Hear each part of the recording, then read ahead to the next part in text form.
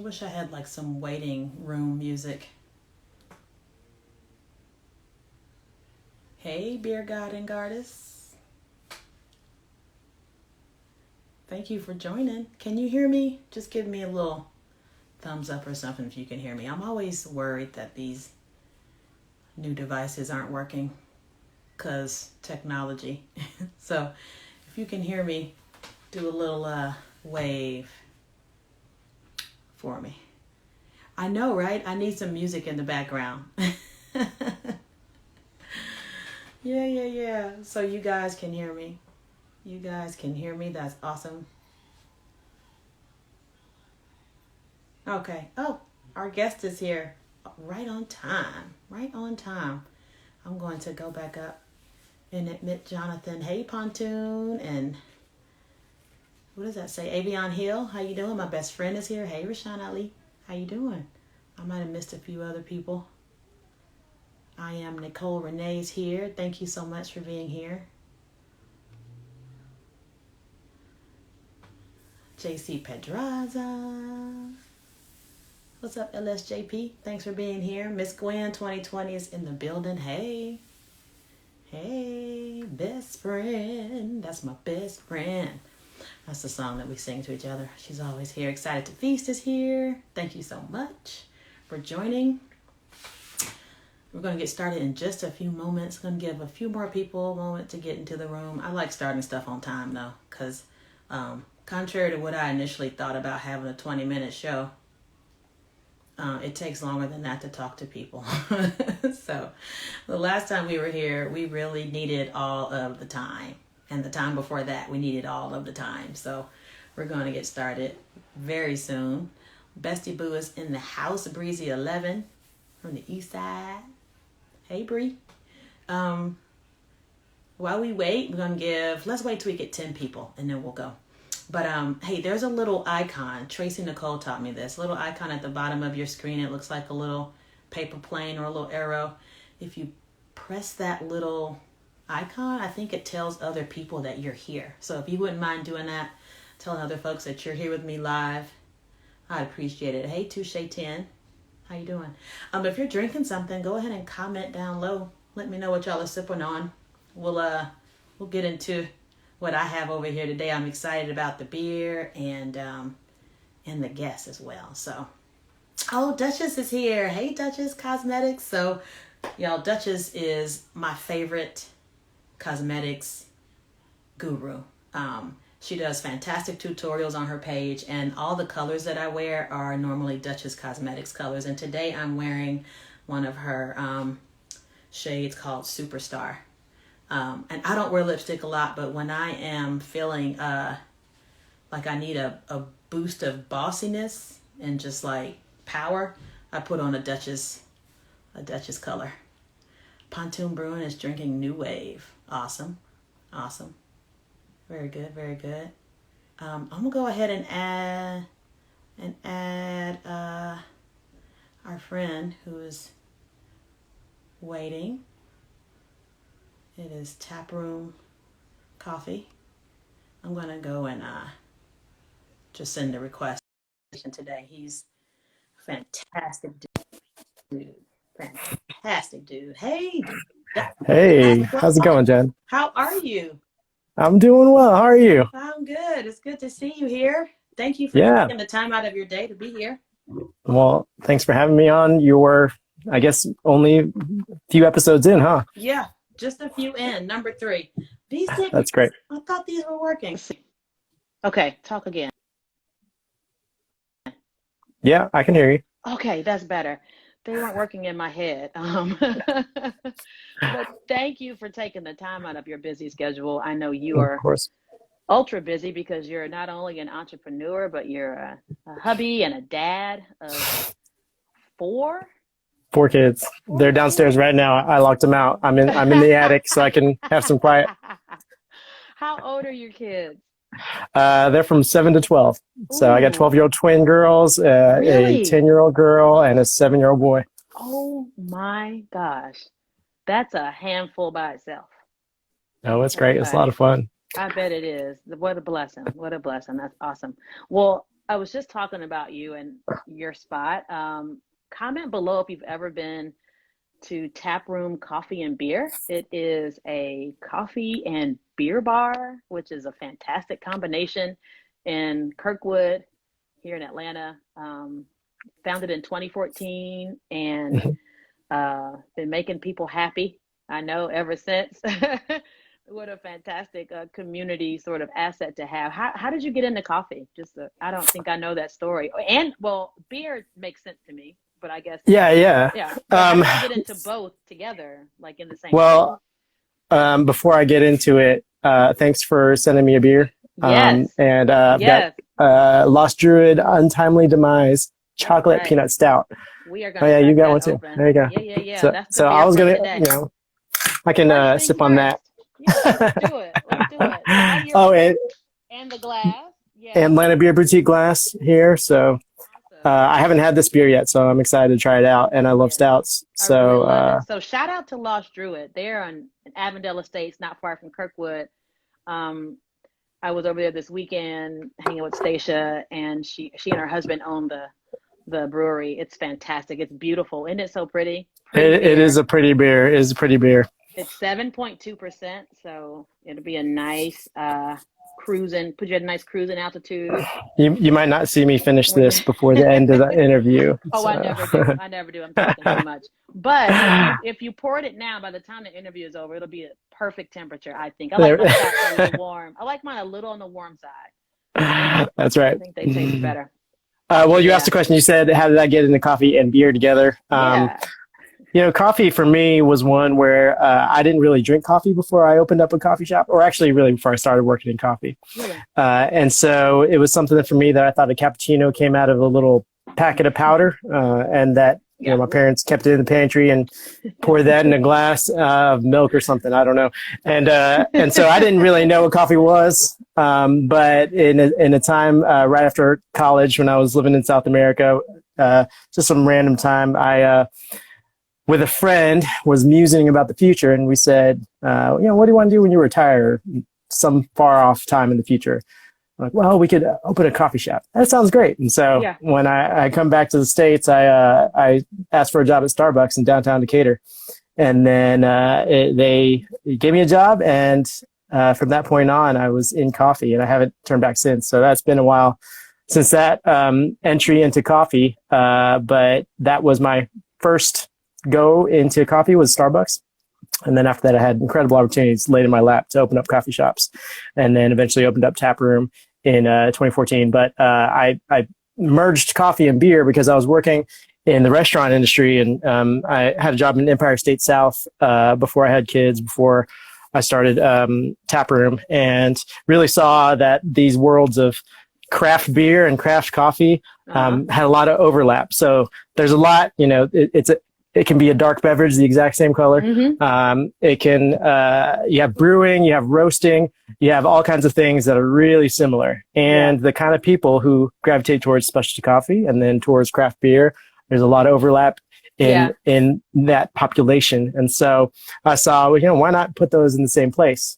And a lot of people had already done that in varying degrees, but no one really kind of championed it as their core concept. And so I said, why not do that with a new coffee shop, beer bar? And name Taproom seemed to fit. There weren't a lot of tap rooms at the time. A lot of breweries were just starting up in Atlanta. And so I thought it was a word that people hadn't used much, and now it's everywhere. But it's everywhere, we had the first claim as far as a taproom coffee.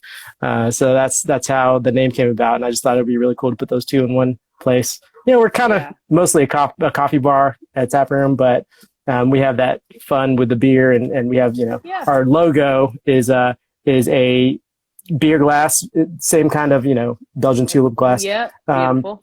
And the coffee cup inside, and I just thought that was a fun little combo. And that is we do coffee off draft. We have our beer lines too, and everything goes side by side. And you support lots of local people in your business. I know your coffee comes from a local roaster here in Atlanta, and then I know you focus on a lot of local beers on your taps, which I think is fantastic. It's awesome. Right. Yeah. Our local coffee that we use, the coffee roaster, is East Pole Coffee, and that was East started by Pole. Jared Carr, and he actually was one of my original employees when we Oh, launched cool. Taproom. And so he started his own Wow. company and did a great job roasting. And so we said, let's go ahead and use you. And so we transferred our core coffee to him. And we rotate out other coffees as guest roasters, but our core is Atlanta East Pole. And then Really beer. cool.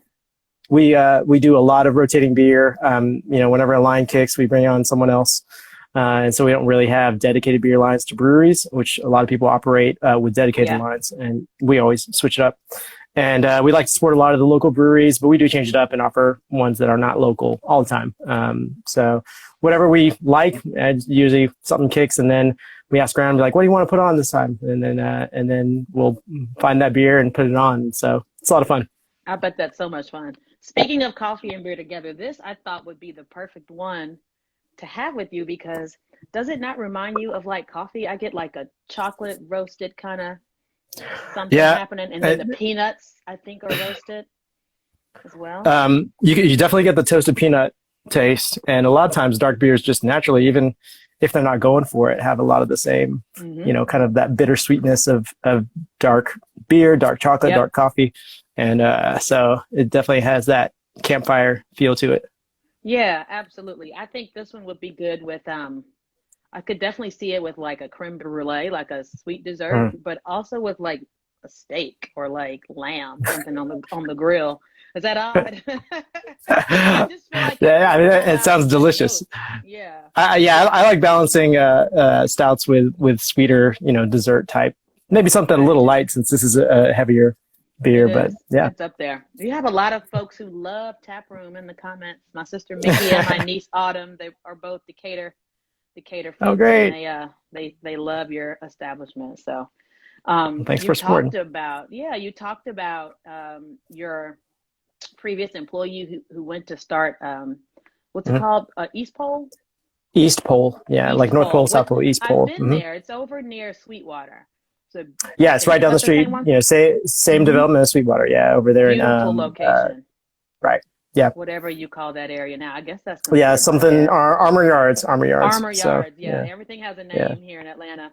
But I saw in your bio that you do mentor startups, and particularly folks who are interested in doing coffee as a startup. Yeah, and I've been doing that ever since I started opening coffee shops. Something you find that, anyone who opens a coffee shop will know that people are knocking on your door and saying, how do you help me do that? Yeah. So I've been doing that, the last maybe 11 years or so. As I've opened up coffee shops, people immediately started asking, how do I do that? Yeah. But I've been really doing a lot more focused mentoring with the Start Me program, and that's how we got connected. That's how we connected. The Emory accelerator for micro entrepreneurship, and that really was an incredible program. But connected to that too, I started really seeing I can coach and mentor other entrepreneurs outside of coffee, because I've always done coffee consulting, and so actually I'm a coach for a consulting group that we do small business coaching for businesses globally. And so every now and then I get a client, and one I had last year was in Serbia, and they tried to open a coffee shop, and I do some just one-off consultings through that group for people doing stuff in Indonesia or India or wherever else where they have maybe a beverage or food and beverage related business, sometimes coffee, tea, other things. And I just get to, it's a volunteer basis. I don't get paid for any of it. But we help people start businesses and sometimes troubleshoot, but it's a lot of fun. I love it. I can attest to your love of it, because I've hit you up several times. So I met Jonathan, like he mentioned, in Start Me initially. He came to speak to our class about opening his business, and particularly what I took away from our discussion then, or your presentation then, was your Kickstarter campaign that you used to create seed money for your business. And it really gave me the confidence I needed to do the same thing some years later. So thank you so much. And then I hit you up again. I saw you at jury duty. Yep, And we were jury the duty at the Cass same County time. jury duty. At the same time, we were both alternates, so they locked us in the basement That's right. for 3 hours, Literally. Yeah. literally in a freezing basement that only showed like court TV or something lame. No windows. No It's crazy. windows, just you and I, and it turned into a 3 hour mentoring session. And then recently, I hit you up, right at in maybe March or April. It was at the Yeah, beginning beginning of of the COVID. pandemic. Yep, I was Hmm. worried about what to do. I didn't know what my next step should be. Um, I asked if you would give me a moment of your time, and you said yes. And you talked to me so candidly about your business and about how things were changing for you, and how you were kind of making it all happen. In this super weird time. And I really wanted to talk with you today and to have you here to speak with other folks, because you, contrary to what has happened to a lot of folks during this time, you were in a position to move very quickly and to change some things about your business model. And from all accounts, you've had a really good last couple of months where a lot of people kind of could not keep up with the shift. And I just wanted to kind of tap into that, pun intended. Um, what were some of those key early decisions you had to make this work in your favor? Yeah, so early on, we were already kind of positioned the way that we do our service model and our philosophy behind customer service centers a lot on efficiency. Mm-hmm. And so we were already prepped to, okay, no matter what moving forward, we're going to make it efficient. And I think with that mindset, we were able to apply our decision to how we were going to pivot and then actually make it happen. Because anyone could say, all right, I'll throw on an app, I'll do, whatever it takes to do takeaway or anything like that. But unless you really actually execute on it well, that could be a disaster. And so for us, it was a matter of applying the way that we do business, just pivoted slightly and say, okay, we'll go with that much level of excellence, efficiency, customer service, speed of service, all of that, and apply to that new model. So we set ourselves up with a mobile order ahead app. It's called Inclusive. They got bought out by a company called Odeco now, and so we still use them. But they were ones where I had already set up an account ahead of time. And then when I heard that, kind of the global rumors that COVID was coming, I sped it up and said, okay, we got to launch this before we're forced to shut down. And so we actually launched it the week before the mandatory shutdowns happened in Atlanta and DeKalb County.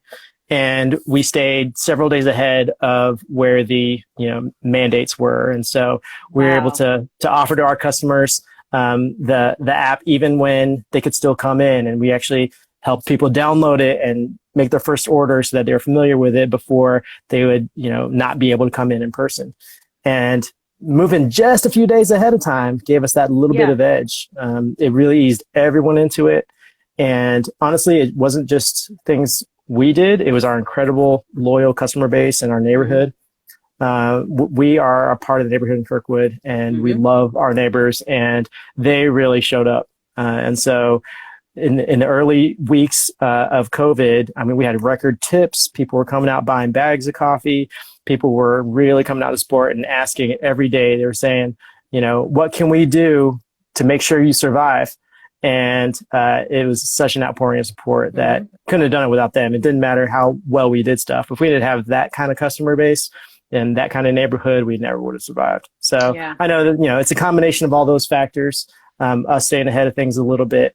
I see that shout out from Oakhurst. Yep, Oakhurst is right next to us too. And so, and so, we really appreciated the way that our customers responded. And of course, we did our part, they did their part, and that got us through.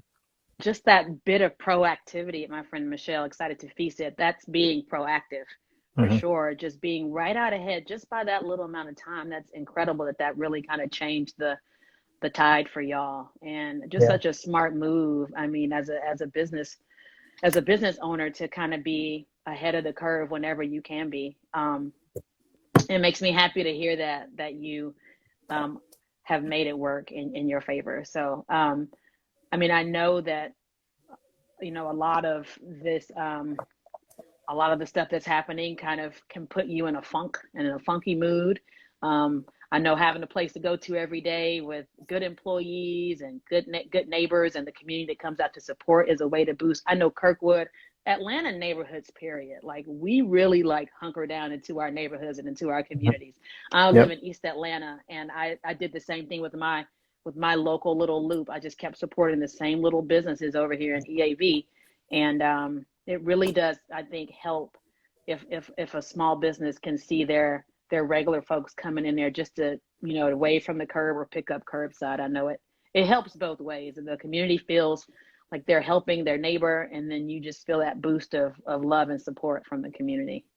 Yeah, for sure. I mean, something we heard over and over was just thank you for being open. In the time when a lot of people weren't open, and we got thanks every day because people were saying, you're just this light in this little bit darker time, and one where it's a sense of normalcy in a time when nothing's normal. Mm-hmm. And so to be able to provide for that, it was really uplifting for us and for them. Absolutely. My fam, Black and Brew Chicago, said building community relationships is key, and I could not agree more. Thinking about the food and beverage industry and sort of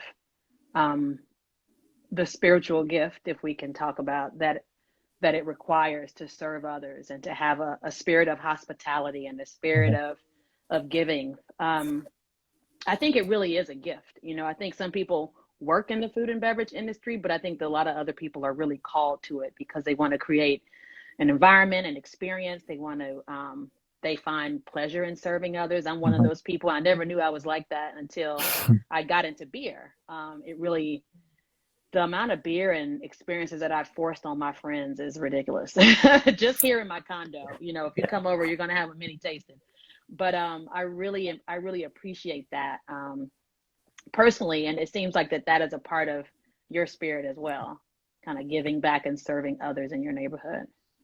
Yeah, and something that for me, I'm a Christian, and the whole thing about our faith is we're following a guy who it was his life to serve, and not to be served, but to serve and give life as a ransom for many, and we follow in that example. And if we are others focused, outwardly focused, then we're fulfilling our the intention that he would have for us in that worldview. And so absolutely, hospitality and restaurant industry and beverage industry is just an extension of that. And so I am very privileged, very blessed to be able to have a job where it is my job to serve somebody.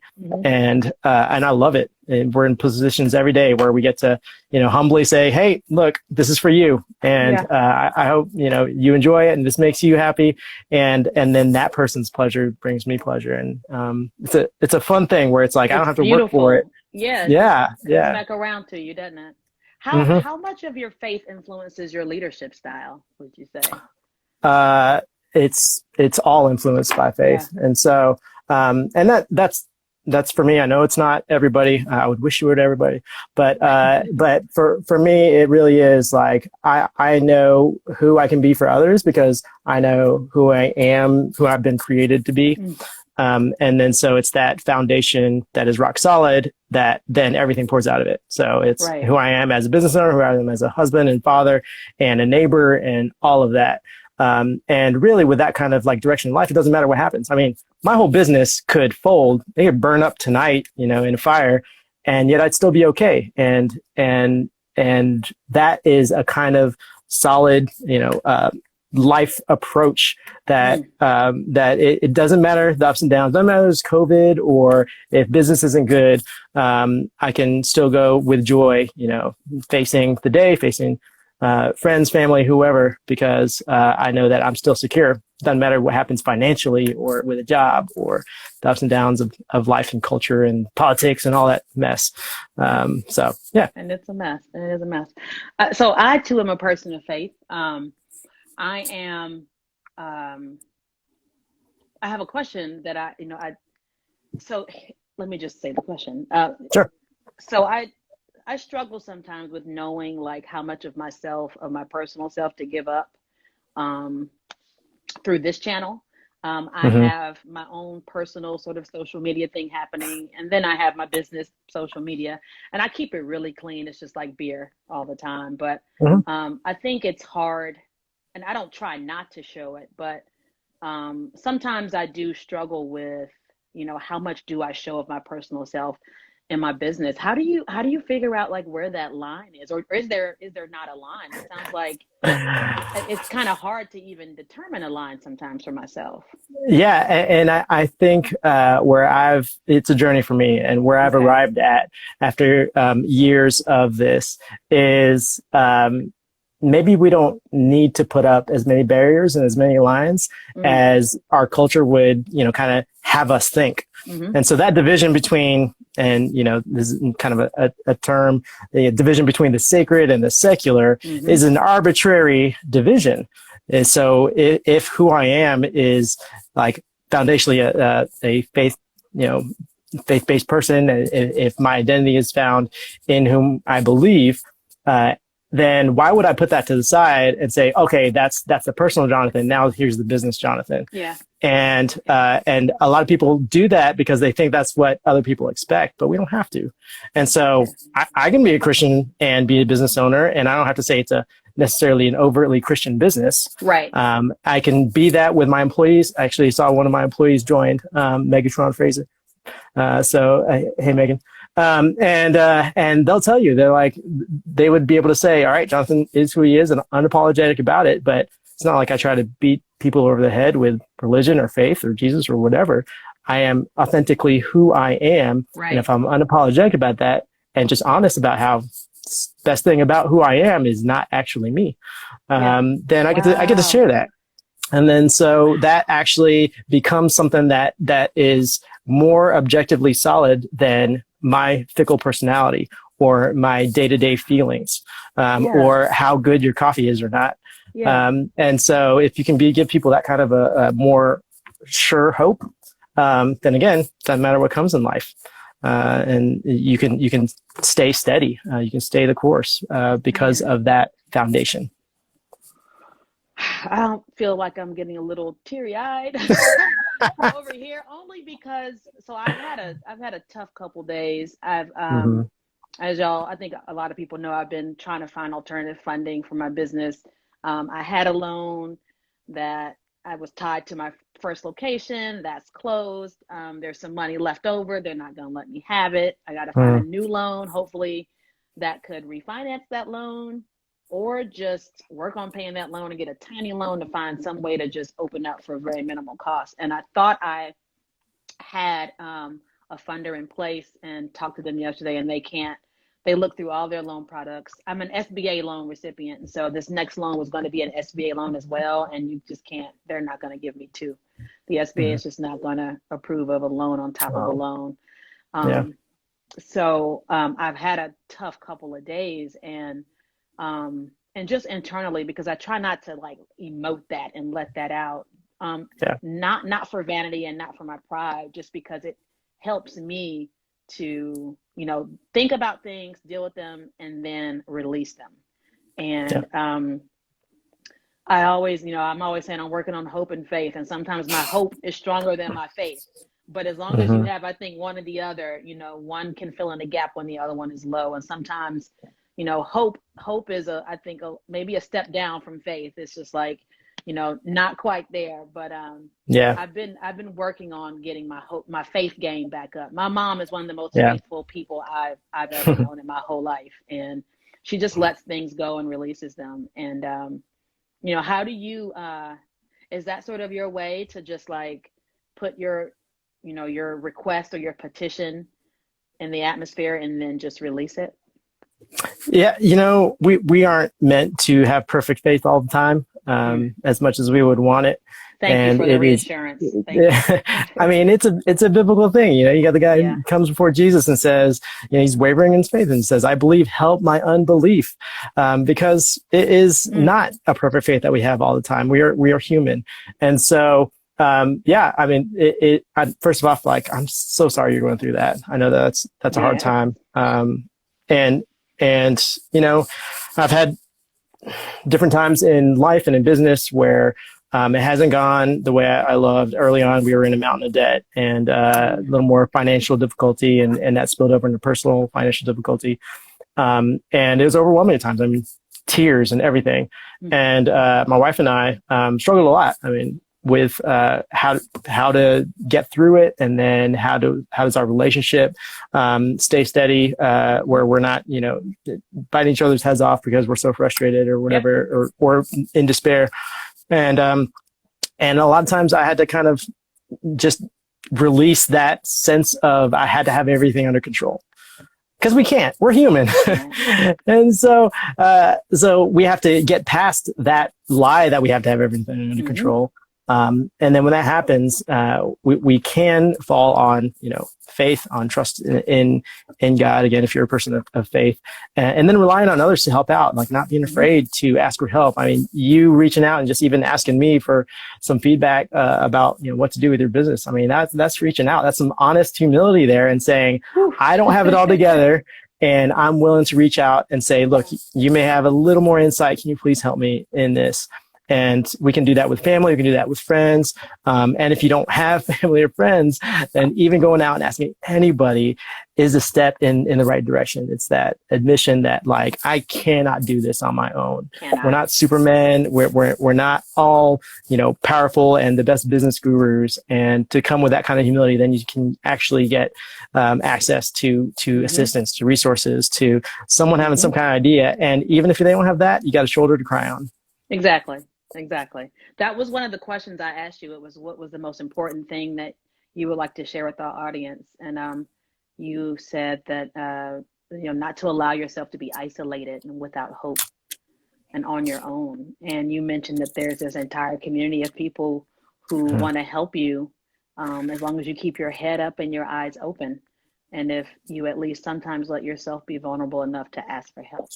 And it's really hard for some of us to do that. It really is. It's a step in humility that most people aren't willing to take.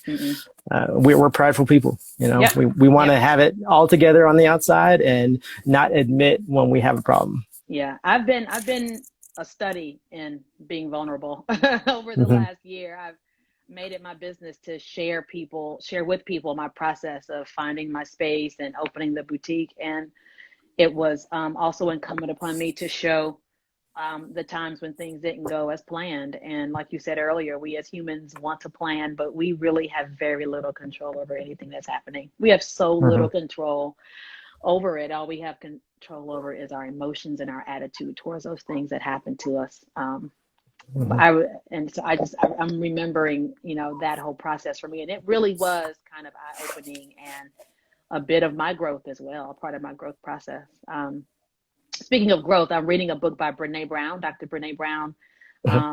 She wrote a book called Rising Strong that I've been reading, and it's about kind of picking yourself up after a fall, which I thought was really an appropriate sort of subject matter for me.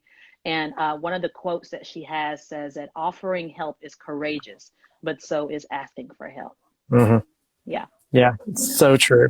And this is something where when we ask for help and we get through something, then the lessons learned we can pass on to others. And that's, anytime anyone goes and suffers through something, however hard it is, through that adversity, we learn life lessons that we get to help the next person who's in the gutter when we aren't anymore.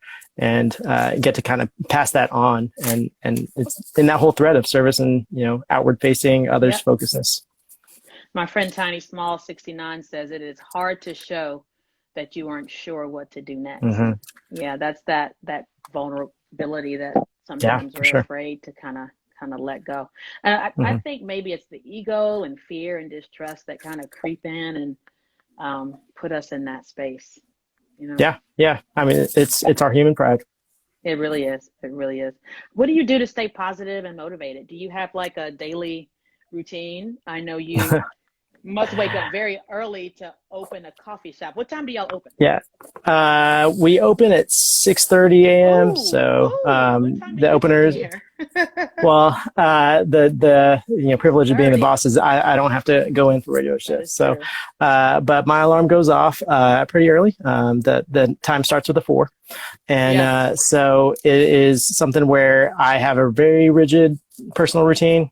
My wife and I, we wake up early, and sun isn't up for a while, and we spend time studying the Bible, praying, journaling, talking with each other, and we have some quiet couple hours to start the day, and then we go about it. And so when we wake up, it's not look at the phone and see what the world has to say. It's more so wake up, get your heart right, and have the right priorities, right focus. And then everything pours out of that. Again, it's that foundation for me of faith, and then that sets the tone for everything else. And if I compromise on that, that's when things fall apart. That's when I feel like it's not in control. You can feel it that day. Yeah. Yeah, and so you start talking about daily routines and what keeps me motivated. There's that, and staying dedicated to my wife and kids and taking care of them. During COVID, I'm home with the kids 2 days a week during the week. And have to do some homeschooling and swap with my wife, who also works full time. And together we make that happen, and serving them before my business, and sometimes at compromising in ways that we have to accept right now. Yeah. And with all those priorities, again, for me, it's faith, and then family, and then business comes later. Yeah. And with that, God's blessed the business, but it's not because I put that first at expense of everything else. Yeah. It's about setting those priorities right, and so I can smile and say, "Look, I see my kids grow up. I get to witness their lives, and not be an absentee father. Who cares if I'm a successful businessman if my personal life is in shambles?" And so my wife and I spend time with each other. We go take the dog for a walk whenever one of us gets home from work. I cook dinner every night and have those. I do. I'm the one who does grocery shopping and the dinner cooking. Awesome. And that's our routine. I tuck the kids into bed and pray with them every night. And we just have our roles that we split in our family. And all of that contributes, a lot of the family stuff, contributes to my happiness and motivation. And I can go into work and, during work time, have to do all that stuff. It's action packed. But at home, I have to cut the cord, and I don't, look at my phone every few seconds and make sure I'm taking care of business stuff. No, when I'm home, I'm home. And Saturdays are family days, Sunday's a church day, and the weekday I do get work done. But right now, I'm working basically part-time to take care of family. How long have you been married? I've been married 12 years. Awesome. Mm-hmm. And do you I'm all over the place with these questions, but that's totally fine. Question. But are you open on Sundays? What is your regular week like? Are you open every day of the week? Business is open 7 days a week, and it's one where of course I had to be there in the opening weeks and months, but I drew the lines pretty quickly and said I'll hire other people to do that for me. I was going to ask you about that. So when did you? Because I've always envisioned myself as having to be like in my business. Once it opens all day. Most people do. Day. Yeah. When did you set those boundaries? And how did you, first question is, when did you set those boundaries? So I set them in the planning phase. Okay. And I said, I will not work myself to death in this business. And as much as I want it to succeed, there have to be lines that are drawn.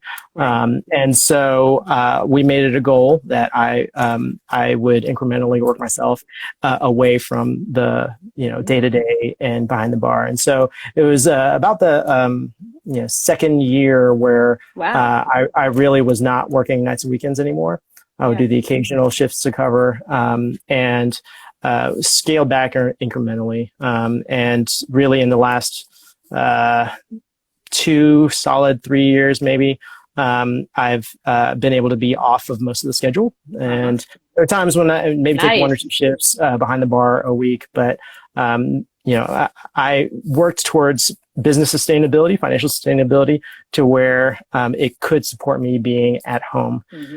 So even 3 years ago, I was picking kids up from school every day, and you can't do that if you're working behind the bar. Nope. And so my wife and I were very intentional about that from the beginning. Yeah. And I usually keep less than 40-hour work weeks, maintaining what I can with the business, but physically behind the bar, I'm not working myself to death. So about 40 hours a week. Now, how many hours would you say you were putting in at the very beginning, those first 2 years on average? So still about a regular full-time job. Okay. The first couple of months, there's a different story. Those are the crazy, you're getting everything set and dealing with a problem every single day or every single minute. And so it was the 60 to 100-hour work weeks the first couple of months. And that was unsustainable. And so really, as soon as I could, I cut back to a more manageable time frame. Or number of work hours. And that was really between 40 and 50 hours, probably in those second and third years. And then after that, cutting way back. And physically, I am less than maybe 2.5 days a week physically in the shop at this time. And hopefully that is for forever, that I will not, be a slave to the work schedule and say, I have to be in the business all the time. I can work on the business. I don't have to be in the business. Have you ever, and this is counter to what you're saying, but have you ever thought about opening another location, or have people approached you about going into a partnership for a new spot? So we will. And I haven't said anything publicly about it, so you can be the first quasi-public. We're gonna start something else, and just stay tuned. We haven't announced anything publicly, but I've got stuff in the works, and it is coming. 2021, we'll see. You'll see what's going on. So as a mini, I can talk about. We are launching a coffee cart in Decatur, in downtown Decatur. What's that? Just a mobile coffee bar. So we have espresso machine and a basic coffee menu. We're going to be there weekdays starting next week at Leon's Full Service on the patio. Really? And so we're going to be there. It's really just a pop-up. So it'll be 7 to 10 a.m. Weekdays. And you guys are the first publicly to hear about it. We haven't blasted it out yet. We're still setting everything up, but we did dry runs this week. And they'll be out there. If you want to go out there tomorrow morning, they'll be out there. I won't personally. I'm with kids, because you're with the kids, right? we'll be out there Wednesday and Friday this week, and then starting next week, hopefully 5 days a week. That is really cool. You'll see in our Instagram. We'll announce more about it in the next few days. So do you have to get a business question? Do you have to get like a special license to be able to do that? What is pop-ups are treated a little bit differently. And so if you have a valid business license and you're serving in certain locations and you are coming from a certain business that's already permitted, then pop-ups are treated very differently. That's why we can't be, more than 3 hours there in any given day. It's not a permanent location. It doesn't have all the same regulations of facilities and all that kind of stuff. And so if we were to have more substantial, presence, that this is more like, popping up at an event or festival or wedding or whatever it is. You don't have to have the same kind of permits. Man, that's how the King of Pops did it, probably. Yeah, they follow with pop-up permits in the city of Decatur and throughout Atlanta. So do you have, your business is based in the city of Atlanta. Did you have to file a pop-up permit with the city of Decatur to be able to be in the square? Yeah, so you have to do it if you're going to be out in the public areas. Again, it's different when you're within private confines of another business. And so, if we were actually on the sidewalk, if we're actually on the square, there's specific permits that you have to pull with the city. Okay. Awesome. Well, I'm so excited for you in this pop-up business. Tiny Small 69 says they're going to be there tomorrow. So. Sounds like it's something to do tomorrow morning. And my sister who's in Decatur, I'm going to implore that she go. And I have a friend, Harmony Renee PR, who's in the building, who is in Decatur very frequently. So I hope that she'll stop in too. And so the company I work for, Sycamore Consulting, is also located in Decatur. We're working from home right now, but now that I know that you'll be there, I don't even drink coffee anymore. I had to give it up. My brother-in-law, Emory, said he'll be there. So you could have a chai tea latte. There you go. Chai tea latte. That's my sister's favorite thing on the planet, and my best friend. My best friend loves it, and she likes it with pumpkin spice which I hate. Are you throwing pumpkin spice in the stuff over there, Jonathan? I say you can have a cinnamon caramel latte, and that's as far as we've gotten. But my staff had talked about wanting to cook up some seasonal drinks, and I may say okay. You may say okay. So, someone's asking a question. Yeah, you have an online shop. Beer and Body MD wants to know. Yeah, so Beer and Body MD. We don't really have a full-fledged online shop for like delivery to homes. We do limited local delivery to Kirkwood or within a 3-mile radius every Tuesday and Friday. Mm-hmm. And I usually run those myself. And you can order online through our website, links to it. And if you wanted to order or pick up, you can do that online as well. Yeah. And all that stuff's kind of on our website. So. Yeah. This is a good time to start asking questions. If you have one, use a little question mark box at the bottom and punch it in. I dropped by on Monday to drop you off a beer and a glass that we were having, and I saw tons of folks waiting outside. I know the inside of your space is closed still because of COVID, but you had so many people out on the curbside picking up beer. Not beer. Can you pick up beer there? I guess you can do growlers, huh? Yeah. Under the temporary Atlanta provision, you could do growlers to go, but yeah. It was the morning, so folks were picking up coffee. Nothing against having beer in the morning, believe you me, I've done that several times. But I saw that your curbside business was booming. Mm-hmm. Yeah, it's been the good thing about coffee is people are used to picking it up. They're used to grabbing it to go, and so it's different from a lot of restaurants and bars where our customers are already used to this format. And that's one of the reasons that we've been really fortunate under COVID is a lot of people are doing the exact same thing that they would do even if it was normal conditions. True. Coming, grabbing a drink, and going. We rolled out curbside, and that was a new thing, but people were already used to that too. Tell us the app that you use again. Yeah, it's right now it's called Odeko, Odeko, and it's one where you don't need a separate or you download an app, but you don't have to go through a browser. Okay. And on the app, it's super easy. It's just like ordering from Starbucks or someone else that has a really intuitive, easy app. And you just pull up our store on there. It shows up in the local stores, and then you just hit a button to link up payment, and you can order and have the same recurring order if you want to. You can say for pickup or for curbside, which we will run it out to your car. You just roll down your window. It's super easy, and we like it. And so they've been good to us too. I don't know if you've noticed in Kirkwood, if you're heading towards Atlanta, there's a nice billboard that Odeko actually, they said, we love you guys, and you've been doing stuff for us. And so they put out a billboard there for us, and it says, Atlanta, you got this. We got your coffee. It's a lot of fun. So I saw that board, and then I saw some pins I thought too that said the same thing I think it was on your Facebook or Instagram as well. Mm-hmm. That is so cool. I saw that.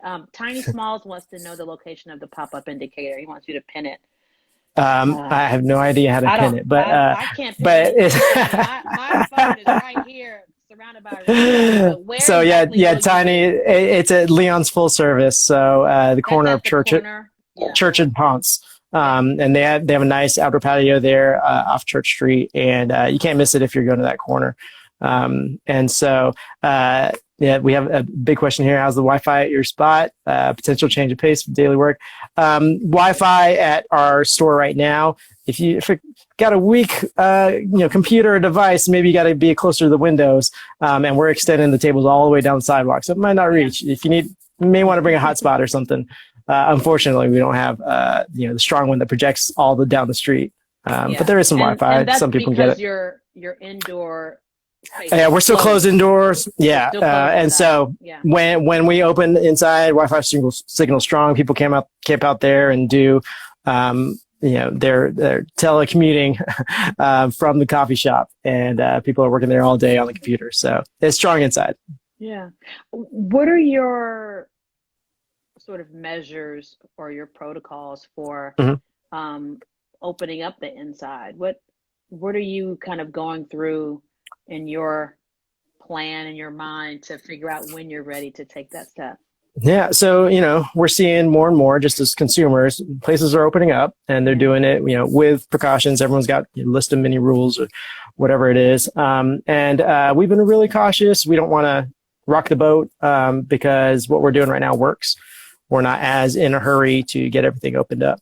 But as things open, if we feel comfortable with it, and we're going to have, I already told my staff this week, I said, we'll have an all staff meeting, get everyone on the same page first before we would open up, and just make sure that we have the right precautions. And so we will probably start looking at doing that as the next maybe month or so progresses, and if we feel comfortable and only under the right conditions. And so we would do all the table spacing and, customer flow for the queuing up and distancing and all that. But we have a lot to consider. And once people start entering our space, we can't do what we're doing right now, which is spread out and, keep it really everything organized and make sure that we're able to serve people the best with an organized inside. And so if we let people in our space, we're starting to bump shoulders and walk around people. We got to bust tables. We got to clean bathrooms a little bit more frequently and all that kind of stuff. And so I don't want to open up if we don't have to quite yet, but I know that people, I want to go to a coffee shop. So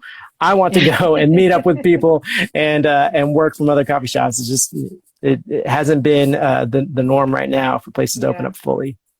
And your location is cozy, and that that was one of the drawbacks to my location. Was one of the main reasons why I just couldn't move forward with it. I did not have the luxury of an outdoor patio space or even a deep sidewalk. Where I was located, the city would have fined me for being even on the sidewalk. And my location on the inside was probably about the same size as yours, very small. And when you look at social distancing and what that means for the inside, and then me being a COVID crazy like I am, I've been very cautious. I just started going back out to locations. I haven't eaten out anywhere yet, but I went to Lost Druid on Sunday and I had beer and I had some food, but I sat outside. Have been very cautious. And so as people should be responsible. As a responsible business owner, you have to be. When we're going to do it, when we open inside, we'll follow CDC protocols, all the, any regulations that are official. And then on top of that, we'll make sure that our customers feel safe in our space as much as possible, and that our employees feel comfortable working it too. Absolutely. That's paramount. So we talked about what's coming next for you, some secrets, some exclusives. Everybody go tomorrow. Don't overwhelm them. We're still settling all our systems. But it's really cool. We'll have 2 people out there, 7 to 10.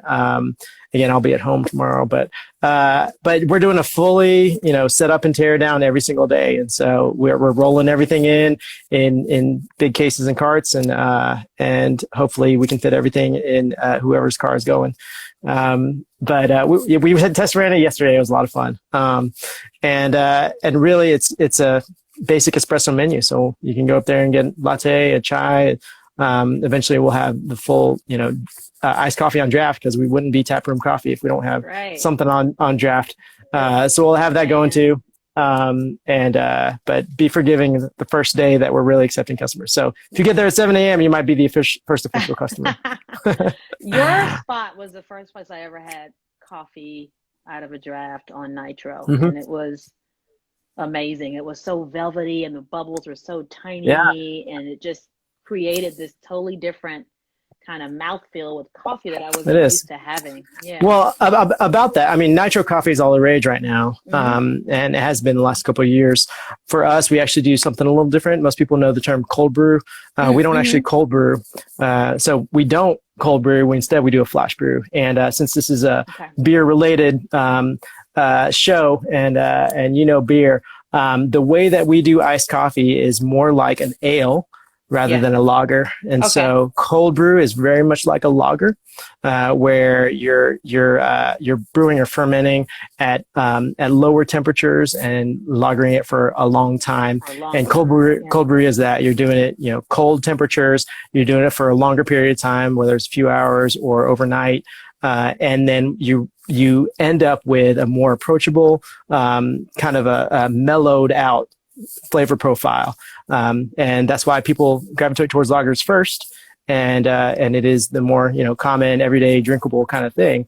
But you lose some of the nuance. You can have some great, lagers. You can have some great cold brews. But there are some things inaccessible unless you use heat.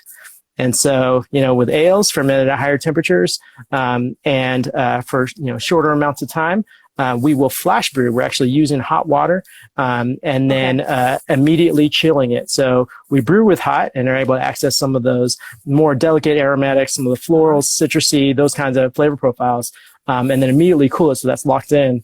And then we nitro flush that, and we put it in some home brewing kegs and then pull it on nitro draft.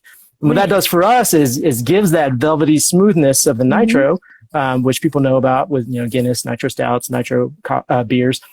And we're lending that to a coffee that is more of an ale than a lager in the coffee world. And so you get some of the floral notes, you get some of the citrus notes inherent to the coffee. And so it's this complex combination of the velvety smoothness, but also some crispness and some light, delicate notes. And that sets our nitro coffee apart from a nitro cold brew somewhere else, where theirs might be a little bit more smooth, approachable, maybe even like chocolatey and more like a stout, or more like a lager feel to it that's approachable. But for us, you're gonna be like, this is a different tasting coffee. It's brighter. It's more of that crisp acidity, not like tangy, hopefully, but more of that crispness and lightness that you're like, this is a delicious lighter coffee, and you get that smoothness of the nitro coming through. So we serve all of our iced coffee as nitro, and all of it's flash brewed, and it's different than you're going to get other places. Some people flash brew their coffees, but they don't put it on nitro. Other people are doing nitros with cold brew or flat cold brews. We just do the iced coffee on nitro flash brewed. You just totally blew my mind. I have never in my life heard anyone describe coffee akin to the beer brewing process, and I totally connected with that. And I know all of my beer geeks like Sandy Cat Beer and Excited to Feast and Beer Body MD, all like it just like ping, like now it makes sense why your process yields the flavor and the texture and the components that it does versus. Did you come up with that? Or like, where did you? I don't know. So I learned how to brew iced coffee when I was learning about coffee, and the first couple shops I opened that served counterculture coffee. They really promoted that flash brewed, flash chilled iced coffee method. They call it Japanese style iced coffee, and really it's brewing with a little bit less water, but brewing it hot, just like you normally would with, you could do it in an auto drip machine. You can do it as a pour over. And then you make up for that lack of water with ice in the vessel underneath. So you're immediately brewing onto the ice. You're immediately cooling it down so it doesn't go through a warm phase when all the flavors kind of dissipate, but it kind of locks it in as you're brewing it directly over ice. Yes. And so the flash brewed method yields that kind of flavor profile anyway when you're doing flash brewed iced coffee. And then we took it one step further. Since we already had the beer lines, we already had the nitro gas, we said, hey, let's just throw it in a home brewing keg and then push it with nitro. And you're seeing more and more people do that now. We certainly didn't invent it, but we weren't late to the game. We really pushed it out as pretty early, something core that we do and we do well. Absolutely. I am so excited. Folks are very pumped up to come taste. So I hope we have some new customers tomorrow. We have about a minute and a half remaining. How can folks follow you on the social media? So the company social media is at Taproom Coffee on all formats. I personally have a old defunct at Coffee Jonathan that you can probably see a Halloween picture from 3 or 4 years ago, and that was my last post. I let my wife post about our family. If you want to follow her, it's at Pascual Sarah. Maybe she'll get some random followers, and you see our kids, you see, how beautiful they are, and the Georgia waterfall hiking adventures that we do most weekends. Sweet. It has been such a pleasure chatting with you. Every time I talk to you, it's business. So it's really nice. And this was kind of business, but it's really nice to just chat with you and talk about just regular stuff and to glean your knowledge. I hope folks got something from this. I mean, I always get so much from you when I chat with you. And well, and you and your watchers, listeners, people who are in your community, you're welcome to reach out to me if you just want to shoot me an email or whatever. Jonathan at Taproom Coffee, and I love just sitting and talking with people. So He it's will something that is answer. a joy and pleasure, and love just talking life with people. It doesn't have to be a paid consulting arrangement or anything. Nope. You know, we can just chat.